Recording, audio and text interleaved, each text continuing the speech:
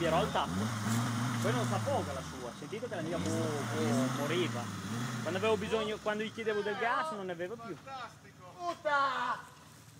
Lo rifai per piacere che non l'ho visto? Un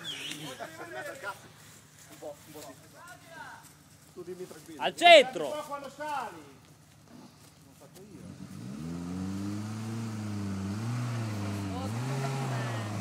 No, torna indietro! Cosa sta facendo? Ah, gli piace cacciare la faccia.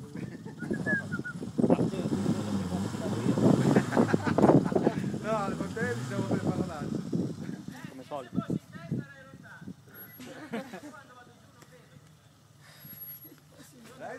Occhio al Wrangler che è nuovo, eh! Oh, di chi è quel fanale lì in terra? È un fanalino in terra. Ah, può essere benissimo il mio. No, quadrato. Ah, Sì. là, Vai. Destra, destra! No, destra! È suo il fanalino, vedi? Cazzo, aspetta! Aspetta, fermo, Ste! Jerry, hai perso il fanalino! Dai, che dobbiamo far nero, Jerry. Chissà se riesco a fargli una foto adesso. Sì, ma c'ha lo zoom, sta fuori. Hai perso un Ce fanalino! l'abbiamo qua. Ignorante! Oh, vieni dietro la macchina. Oh, sembrava no! C'è la macchina che lo vuole rifare in retro, da sola. Iniziamolo! Ma adesso il Wrangler lo fa ad occhi chiusi. Sì, ma è troppo facile. No!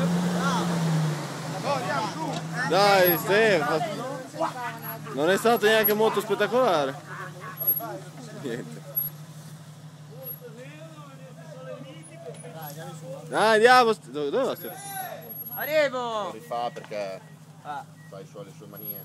Deve salire come tu. Io adesso mi sdraio dentro al buco. Beh, lo faccio una ripresa di quelle da Oscar.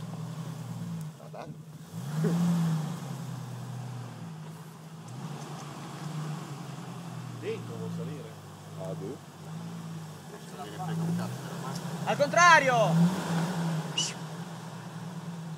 Di sopra, di là. Merda come stai.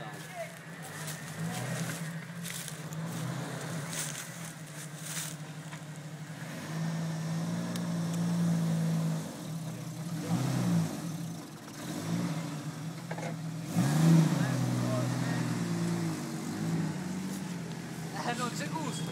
Vabbè, è destino, Stefano. È destino.